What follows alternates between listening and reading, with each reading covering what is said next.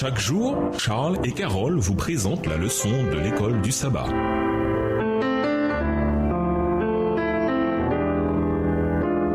Bienvenue dans votre émission. Dieu nous parle. Nous voyons un son de mardi, l'empressement à écouter. Le Seigneur vint et se tint là. Il appela comme chaque fois Samuel. Samuel, Samuel. Samuel répondit, Parle, moi, ton serviteur, j'écoute. 1 Samuel 3, verset 10. Vous est-il déjà arrivé d'entendre cette petite voix du Saint-Esprit, mais de l'ignorer? Tout est allé de travers. Et vous vous êtes dit plus tard, oh non, pourquoi est-ce que je n'ai pas écouté? 1 Samuel décrit l'histoire d'un vieil homme et de ses 2 méchants fils qui n'avaient pas écouté le Seigneur et d'un petit garçon qui, lui, l'écouta. Dieu lança des avertissements appuyés et pourtant ceux qui devaient changer leur voie ne le firent pas. Lisons leur histoire dans 1 Samuel 2, le verset 12 à 1 Samuel 3, le verset 18.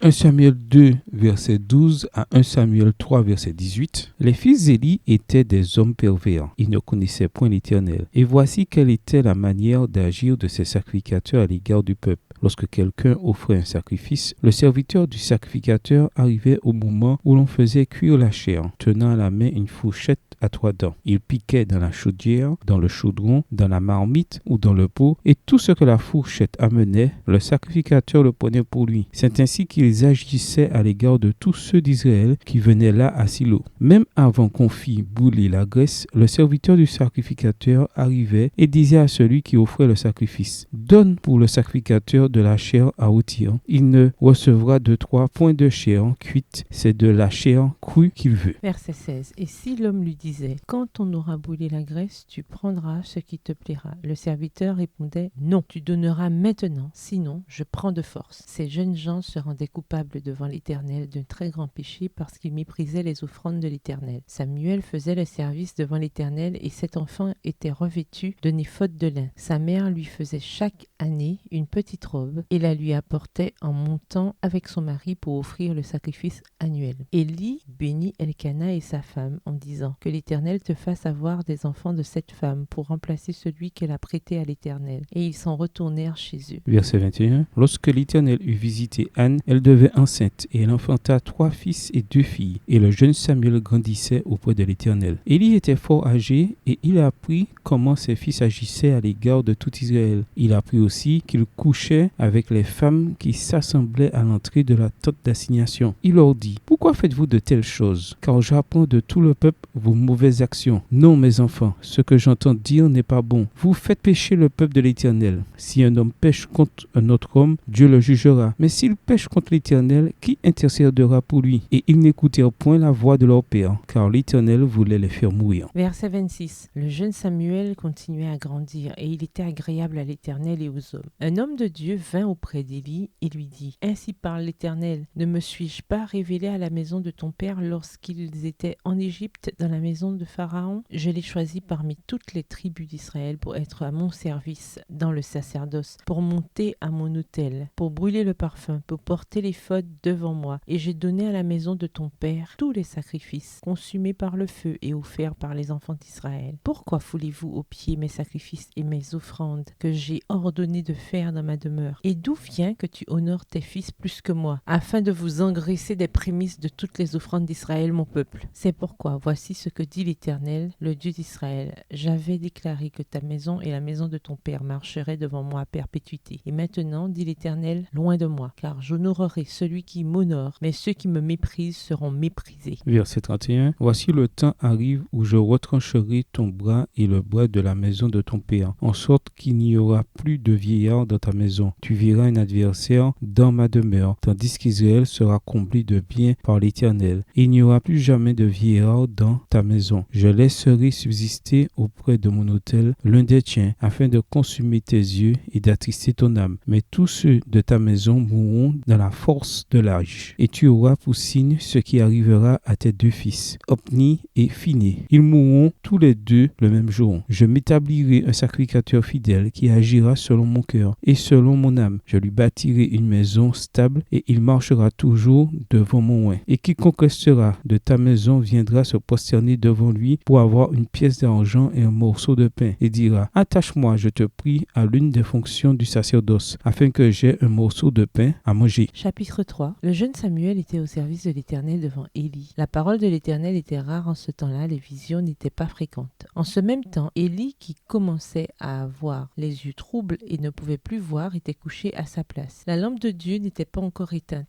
et Samuel était couché dans le temple de l'Éternel où était l'arche de Dieu. Alors l'Éternel appela Samuel. Il répondit, « Me voici. » Et il courut vers Élie et dit, « Me voici car tu m'as appelé. » Élie répondit, « Je n'ai point appelé. Retourne te coucher. » Et il alla se coucher. Verset 6. L'Éternel appela de nouveau Samuel, et Samuel se leva, alla vers Élie et dit, « Me voici, car tu m'as appelé. » Élie répondit, « Je n'ai point appelé, mon fils. Retourne te coucher. » Samuel ne connaissait pas encore l'Éternel, et la parole de l'Éternel ne lui avait pas encore été révélée. L'Éternel appela de nouveau Samuel pour la 3e fois. Et Samuel se leva, alla vers Élie et dit, « Me voici, car tu m'as appelé. » Élie comprit que c'était l'Éternel qui appelait l'enfant. Et il dit à Samuel, « Va, couche-toi. Et si l'on t'appelle, tu diras, parle Éternel, car ton serviteur écoute. » Et Samuel alla se coucher à sa place. L'Éternel vint et se présenta. Et il appela comme les autres fois, « Samuel, Samuel. » Et Samuel répondit, « Parle, car ton serviteur écoute. » Verset 11. Alors l'Éternel dit à Samuel, « Voici, je vais faire en Israël une chose qui étourdira les oreilles de quiconque l'entendra. En ce jour, j'accomplirai sur Élie tout ce que j'ai prononcé contre sa maison. Je commencerai et j'achèverai. Je lui ai déclaré que je veux punir sa maison à perpétuité à cause du crime dont il a connaissance et par lequel ses fils se sont rendus méprisables sans qu'il les ait réprimés. C'est pourquoi je jure à la maison d'Élie que jamais le crime de la maison d'Élie ne sera expié, ni par des sacrifices, ni par des offrandes. » Samuel resta couché jusqu'au matin, puis il ouvrit les portes de la maison de l'Éternel. Samuel craignait de raconter la vision à Élie. Verset 16. Mais Élie appela Samuel et dit, « Samuel, mon fils. » Il répondit, « Me voici. » Et Élie dit, « Quelle est la parole que t'a adressée l'Éternel? Ne me cache rien. Que Dieu te traite dans toute sa rigueur si tu me caches quelque chose de tout ce qu'il t'a dit. » Samuel lui raconta tout, sans lui rien cacher. Et Élie dit, « C'est l'Éternel qu'il fasse ce qui lui semblera bon. » Les fils d'Élie avaient en tête d'autre chose que les choses de Dieu. Et même quand Élie, après avoir entendu ce que Dieu voulait parler à ses fils, il semble qu'il n'ait rien fait. De toute évidence, ses fils n'étaient pas prêts à soumettre les détails de leur vie à la volonté de Dieu. Quel contraste avec le jeune Samuel! Le prédicateur Charles Stanley décrit combien il est essentiel de cultiver la réceptivité à la voix de Dieu dans ce qu'il appelle « passé neutre ». Il déclare « Le Saint-Esprit ne parle pas juste pour transmettre des informations, il parle pour obtenir une réponse. Et il sait quand nos programmes accaparent une grande part de notre attention que ce serait une perte de temps de nous faire une proposition contraire. Dans ce cas, il garde souvent le silence. Il attend que nous devenions suffisamment neutres pour pouvoir l'entendre et finalement obéir. Extrait du livre The Wonderful Spirit Filled Life. La vie merveilleuse remplie de l'esprit. Les pages 179 et 180. Livre écrit par Charles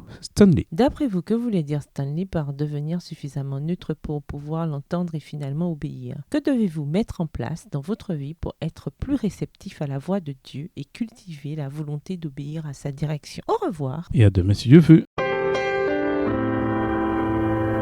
Dieu nous parle. Chaque jour, Charles et Carole vous présentent la leçon de l'école du sabbat.